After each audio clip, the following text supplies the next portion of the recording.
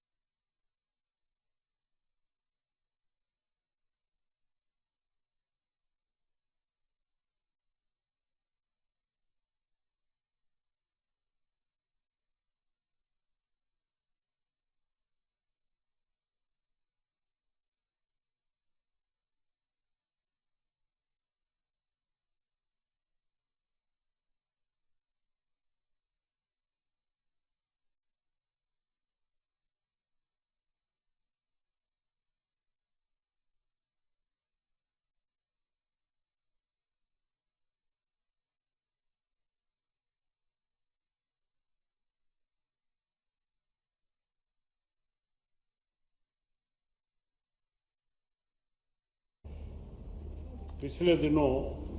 एक महत्वपूर्ण कार्य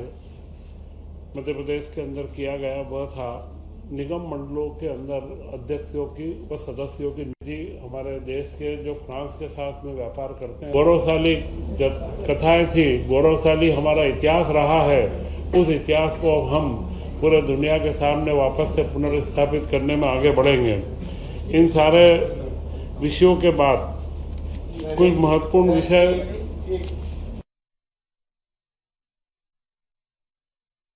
उद्योगपति, व्यापारी, लॉजिस्टिक के, ग्रीन एनर्जी के विभिन्न क्षेत्रों के सारे प्रतिष्ठित लोग शामिल हुए और उसमें मध्य प्रदेश के लिए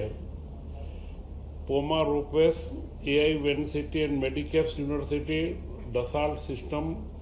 सिएस्टा और एनजी जैसे प्रमुख संस्थानों ने मध्य प्रदेश में निवेश करने के बारे में रुचि बताई है। इसी के साथ आज करीब 30,000 करोड़ के निरंतरता के कार्य, जिनमें प्रधानमंत्री फसल बीमा योजना और वृद्धजनों के कल्याणी, महिलाओं, दिव्यांगजनों की पेंशन योजना और महिला बाल सुरक्षा की कई योजनाएं, लोक सेवा गारंटी अधिनियम, श्रमिक कल्याण अधिनियम, अटल बिहारी सुशासन नीति एवं विश्लेषण संस्थान की निरंतरता के सारे प्रस्तावों को स्वीकृति दी गई और इसी के साथ सिवनी की बंडोल और देवास की नेमावड़ समूह जल प्रदाय योजना का रिवाइज एस्टीमेट जो आया था, इसको आज स्वीकृति दी गई। इन सारे विकास कार्यों के बाद बहुप्रतीक्षित जो तबादला नीति थी, मुख्यमंत्री जी ने पिछले वर्ष भी तबादला नीति दी थी और इस वर्ष भी उन्होंने उसकी निरंतरता रखी है कि इस वर्ष भी मध्य प्रदेश में 1 जून से 15 जून तक तबादले किए जाएंगे। पिछली नीति में और इस नीति में कोई बहुत मौलिक अंतर तारीख का है। पहले 1 माह था, अब की बार 1 से 15 जून तक का इसमें समय रखा है। और अगर कोई विभाग, बड़े विभागों में अगर कोई नीति उनकी अपनी बनाना है तो वह जीएडी के में सामान्य प्रशासन विभाग के माध्यम से मुख्यमंत्री की अनुशंसा से वह अपनी नीति विभाग बना सकेंगे। और जो अभी वर्तमान में A+ के जितने भी मुख्यमंत्री जी के निर्देश हैं, उनको सारे विभागों को निर्देश दिया है कि 31 मई तक उनको पूर्ण कर ले, जिससे बाद में विभागीय ट्रांसफरों के अंदर कोई दिक्कत नहीं आए। पूर्व वाली नीति अभी भी लागू है। 200 अधिकारी कर्मचारियों तक के विभाग को 20% और 200 से 1000 तक 20+, जो 200 से 800 है उसमें करीब 15% और उसके पश्चात 2000 तक, 1000 से 2000 के बीच में उनका अतिरिक्त जो गुणांक निकलेगा, जो जोड़ आएगी, उसको जोड़ते हुए 10%, 1000 से 2000 में और 2000 से अधिक के विभागों में 5% के ट्रांसफर किए जाएंगे। ये लास्ट ईयर के बराबर ही रहेगा। लास्ट ईयर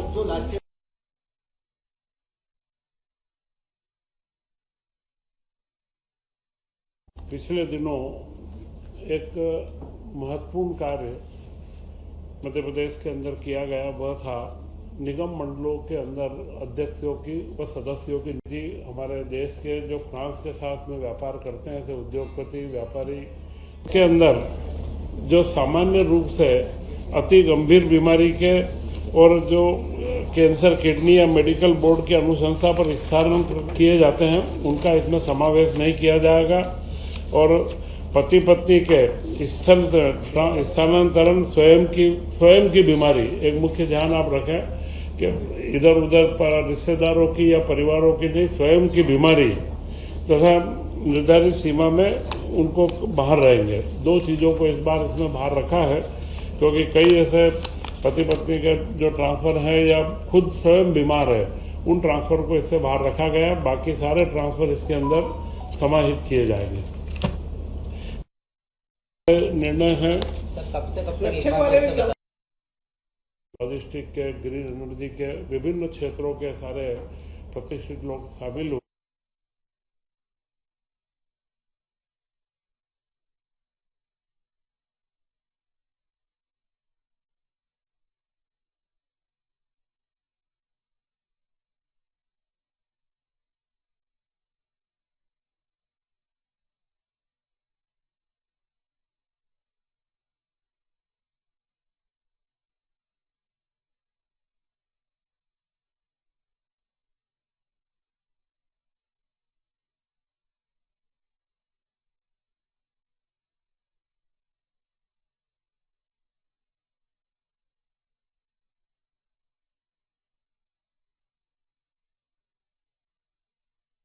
शामिल हुए और उसमें मध्य प्रदेश के लिए पोमा रोकवेस, AI वेंसिटी and Medicaps university, Dassault system, सिएस्टा और एनजी जैसे प्रमुख संस्थानों ने मध्य प्रदेश में निवेश करने के बारे में रुचि बताई है। पिछले दिनों एक महत्वपूर्ण कार्य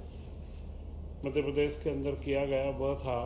निगम मंडलों के अंदर अध्यक्षों की व सदस्यों की निधि हमारे देश के जो फ्रांस के साथ में व्यापार करते हैं, ऐसे उद्योगपति व्यापारी, लॉजिस्टिक के, ग्रीन एनर्जी के विभिन्न क्षेत्रों के सारे प्रतिष्ठित लोग शामिल हुए। और उसमें मध्य प्रदेश के लिए पोमा रोकवेस, AI वेंसिटी and Medicaps university, Dassault system, सिएस्टा और एनजी जैसे प्रमुख संस्थानों ने मध्य प्रदेश में निवेश करने के बारे में रुचि बताई है। पिछले दिनों एक महत्वपूर्ण कार्य मध्य प्रदेश के अंदर किया गया, वह था निगम मंडलों के अंदर अध्यक्षों की व सदस्यों की निधि हमारे देश के जो फ्रांस के साथ में व्यापार करते हैं, ऐसे उद्योगपति व्यापारी, लॉजिस्टिक के, ग्रीन एनर्जी के विभिन्न क्षेत्रों के सारे प्रतिष्ठित लोग शामिल हुए।